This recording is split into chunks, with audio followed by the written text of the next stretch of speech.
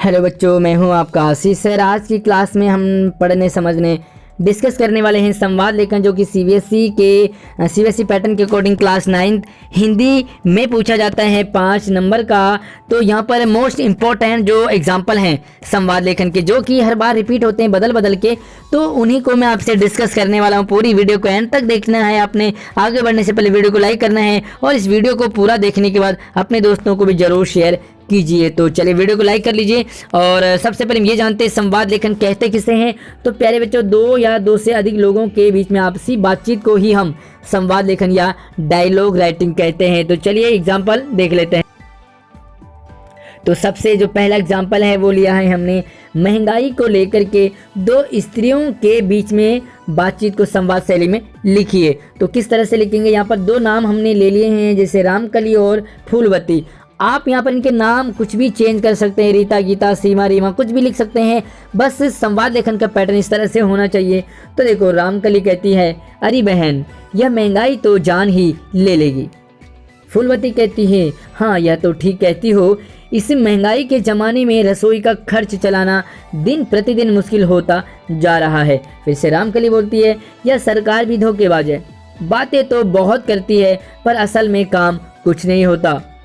फिर से फूलवती कहती है, यह महंगाई है कि सुरसा के मुंह की तरह बढ़ती ही चली जा रही है। रामकली, दालें भी अब इतनी महंगी कि सप्ताह में एक बार ही बना पाते हैं, बच्चों को क्या खिलाएं।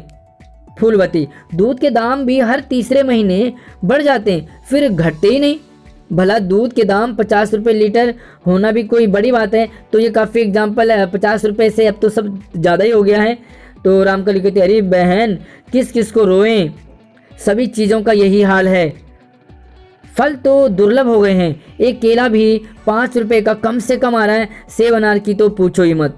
रामकली, हमारी जिंदगी तो ऐसे ही चल रही है, चल क्या रही है, घिसट रही है और हम घिस रहे हैं। तो ये महंगाई पर बातचीत है। और दूसरा जो मोस्ट इम्पोर्टेंट है वो संवाद हम देखते हैं गृहिणी और सब्जी वाले के बीच में। ये भी मैक्सिमम रिपीट होता है। तो सब्जी वाला, सब्जी ले लो, ताजी हरी सब्जियां ले लो।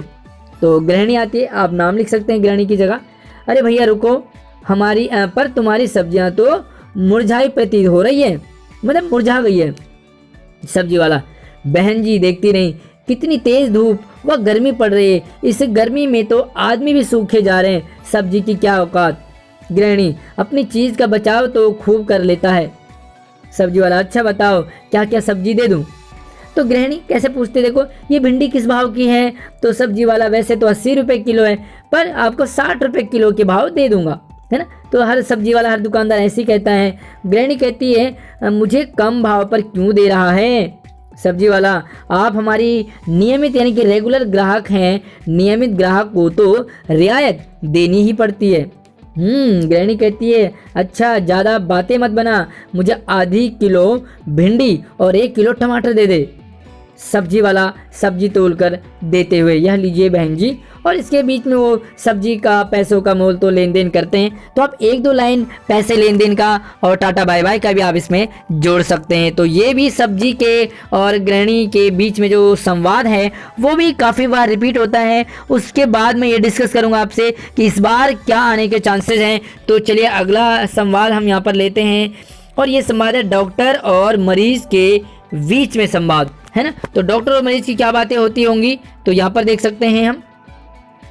मरीज, डॉक्टर साहब नमस्ते। डॉक्टर साहब नमस्ते, कहो कैसा आना हुआ। कैसे आना हुआ। मरीज, आपके पास तो बीमार होकर ही आया जाता है। डॉक्टर साहब बोलते हैं, अरे ऐसे भी क्या हो गया।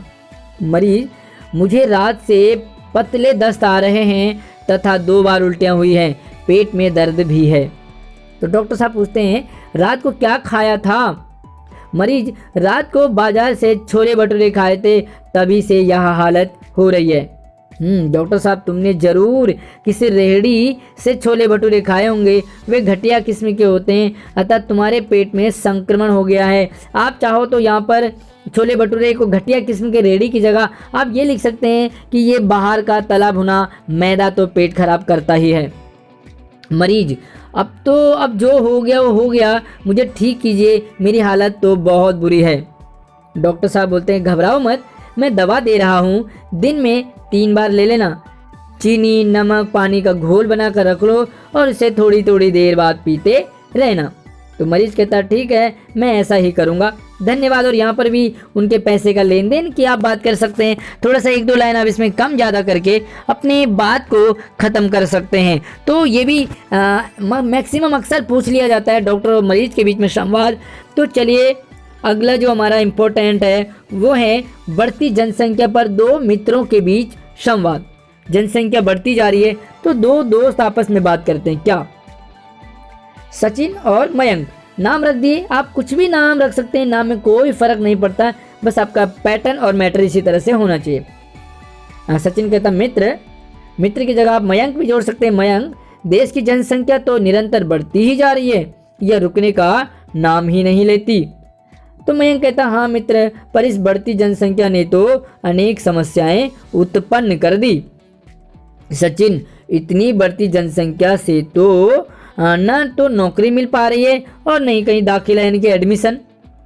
मयंक, अस्पतालों की हालत देख लो, चारों ओर मरीजों की भीड़ दिखाई देती है, डॉक्टर को मरीज घेरे रहते हैं। सचिन, देश का उत्पादन तो बढ़ा है, फिर भी खाद्य सामग्री का अभाव बना रहता है क्योंकि जनसंख्या बढ़ रहा है ना। तो मयंक बोलता है तुम्हारा कथन ठीक है, सही है, हमें प्रण करना होगा कि हम भी इस बढ़ती जनसंख्या पर नियंत्रण पाने के उपाय करेंगे। तो मयंक कहता वह कैसे? सचिन कहता है, तो मयंक कहता है 1 या 2 से अधिक बच्चे पैदा न करके, सिंपल सी बात है भाई। जनसंख्या नियंत्रण कैसे होगा? जब बच्चे ज़्यादा ना होंगे। तो यहाँ तो बच्चे बढ़ते जा रहे हैं एक के बाद एक, है ना।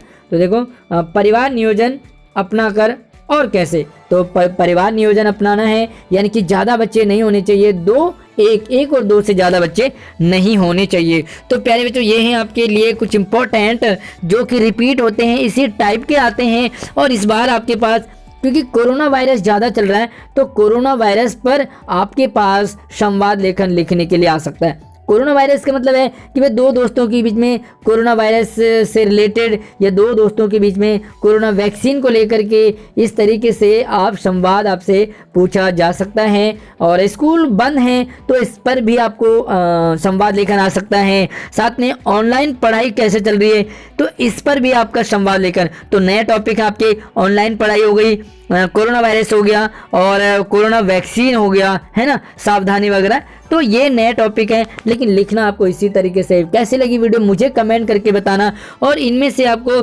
सबसे आसान कौन सा टॉपिक लगा। मैंने आपको 4, 5, 6 बताए हैं। साथ में वीडियो को लाइक करके शेयर करें अपने सभी दोस्तों को। धन्यवाद।